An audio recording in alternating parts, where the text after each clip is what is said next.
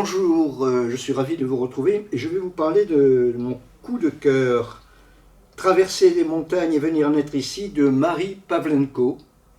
C'est un roman que j'ai trouvé superbe, au point de l'avoir lu 2 fois en l'espace d'un mois et demi, pour vous en parler bien sûr. Donc, c'est un roman sur la souffrance, sur la solidarité et sur l'espoir. Les personnages principaux sont 2 femmes, Astrid et Soraya. Sans vous raconter leur histoire, je vous parlerai d'elle. D'abord d'Astrid. Astrid, c'est une femme qui a une quarantaine d'années. Au début du livre, elle vend sa maison dans la région parisienne. Et au moment où elle signe dans le cabinet du notaire, dans l'étude de notaire, très loin de là, dans le Mercantour, qui est certainement la vallée, une des vallées les plus sauvages de toutes les Alpes françaises, un notaire signe l'achat par Astrid d'une maison dans une vallée encore plus isolée que les autres, à 1900 mètres d'altitude, une petite maison qu'elle ne connaît pas, elle l'a juste vue en photo. Et donc on va suivre Astrid dans cette translation de la région parisienne vers ces montagnes. Cette femme est accablée par une douleur qu'on ne connaît pas et que l'autrice Marie Pavlenko nous dévoilera petit à petit, par petites touches, avec beaucoup de poésie et surtout, comment dire, beaucoup de douceur. Donc Astrid s'installe dans cette vallée, elle a envie d'être seule et elle va se balader souvent. La maison est très austère, mais elle va lui donner une touche de peinture, elle va la décorer, tout ça. Et puis un jour, il y a peut-être 15 jours qu'elle est là, on frappe à sa porte et il y a une femme qu'elle a vaguement aperçue qui lui dit bonjour. Elle arrive avec un panier. Elle dit: moi c'est Ida, j'habite dans le village depuis toujours, je suis céramiste. Et Astrid n'a qu'une peur, c'est qu'elle lui pose les questions traditionnelles. Vous êtes qui? Vous venez d'où? Et vous allez où? Et non, elle lui parle de la maison, elle lui parle de l'ancien propriétaire. Elle lui dit: vous voyez, en bas, il y a un potager, il y a un verger. Donc, voilà. Et elle lui laisse un panier garni de légumes, du pain qu'elle fait, et elle s'en va. Et donc, s'instaure entre ces 2 femmes une relation lointaine, mais enfin confiante.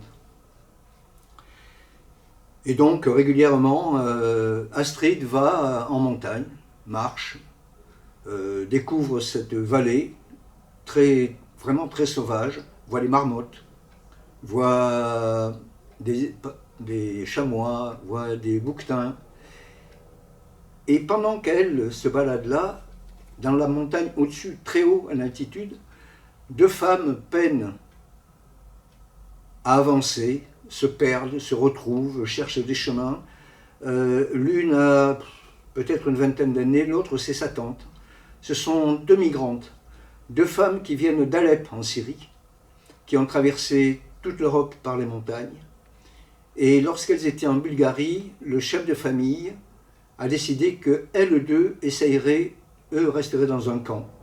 Et ces 2 femmes, une vieille femme et une très jeune femme, vont essayer d'atteindre la France. Pour eux, la France, c'est le pays des droits de l'homme. Ils ont oublié que c'est le pays de la Déclaration des droits de l'homme d'abord.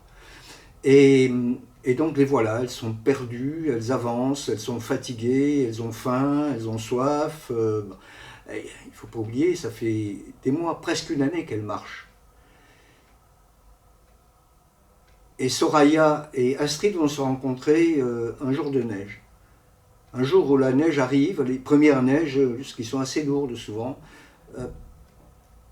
Astrid part en montagne, se balader toujours comme ça, au hasard, et à un moment donné, elle entend un bruit comme un ouh, ça pourrait être une chouette, elle va voir et elle trouve dans la neige, déjà enfouie par la neige, une jeune femme, c'est Soraya.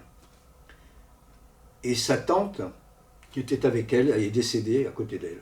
Donc, Elle attrape cette jeune fille, elle la descend très difficilement jusqu'à sa maison.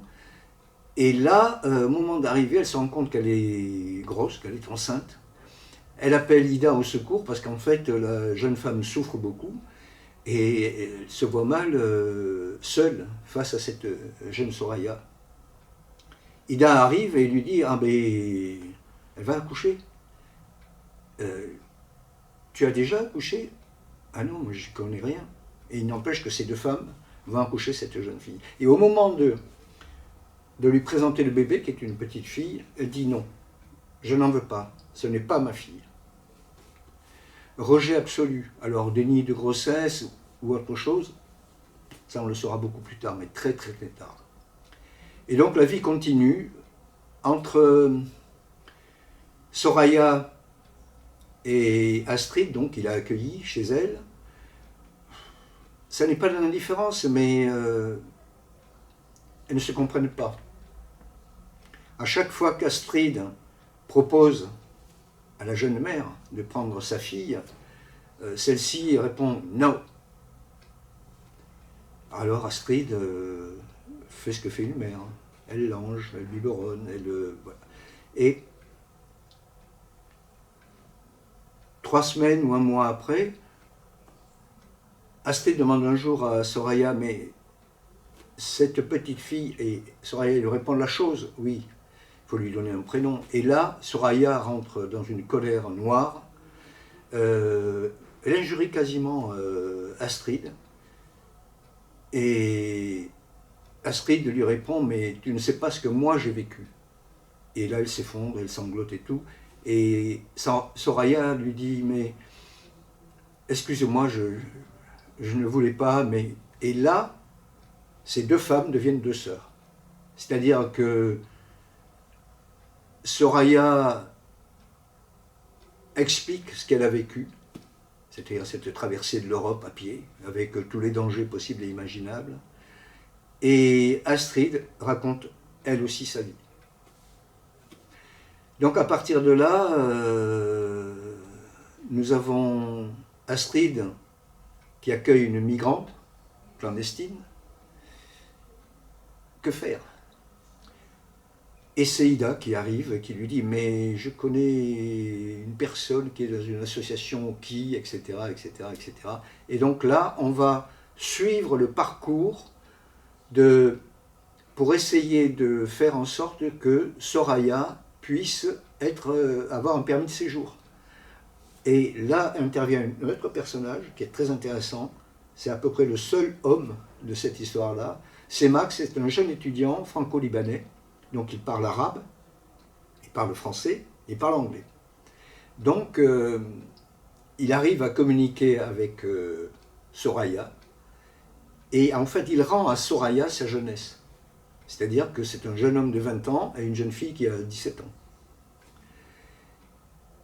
Et un jour, il lui dit: chaque année, avec les amis, on se retrouve dans une grotte de la montagne et on fait la fête toute la nuit. Est-ce que tu veux venir? Elle hésite. Elle en parle à Astrid. Astrid lui dit: mais attends, Max est un jeune homme très bien, etc., etc. Et elle part dans cette fête, et là, pour la première fois, elle rit, elle chante, elle redevient une jeune fille. Malheureusement, un beau jour, l'incident arrive. L'incident, c'est que y a une personne qui la voit, qui se demande qui c'est, qui avertit la police, et la police vient frapper à la porte. Là, c'est la panique. Max lui dit: reste, je viens te récupérer, on descend à Nice pour régler les problèmes de papier. Et sur la route, ils sont pris en chasse par la police, et voilà. Il rate un virage, et comme le dit l'autrice, Soraya part dans le grand blanc éternel. À chacun de voir ce qu'il voit là, dans cette image-là. Je ne raconterai pas la suite. Déjà, j'en ai trop dit. Mais je n'ai pas dit l'essentiel. L'essentiel, c'est le travail de l'autrice de Marie Pavlenko, qui distille, je le disais au début, qui distille petit à petit l'histoire d'Astrid surtout. Parce qu'en fait, Astrid, c'est l'étoile. C'est pas pour rien que la petite fille, qui n'a pas de nom, la chose, elle l'appellera Stella. Et c'est ça qui est intéressant, c'est ce qui m'a frappé dans ce livre-là, c'est la qualité de l'écriture. Et donc, j'espère que vous aurez le même enthousiasme à le lire. Et à propos de ce livre qui parle des migrants qui venaient de Syrie et qui échouaient à la frontière française, dont on a beaucoup parlé dans les années 2000, je voudrais revenir sur ce livre, Il n'y a pas de gestes minuscules, qui raconte la même histoire, ce ne sont pas les mêmes personnages, mais ce même problème de fuite, de migration, de solidarité. Et ça, c'est qui se passe aussi dans une vallée de montagne. Donc ça s'appelle « Il n'y a pas de gestes minuscules ». Je rappelle le titre de Marie Pavlenko, « Traverser les montagnes et venir naître ici », et c'est paru aux éditions Les Escales. À bientôt.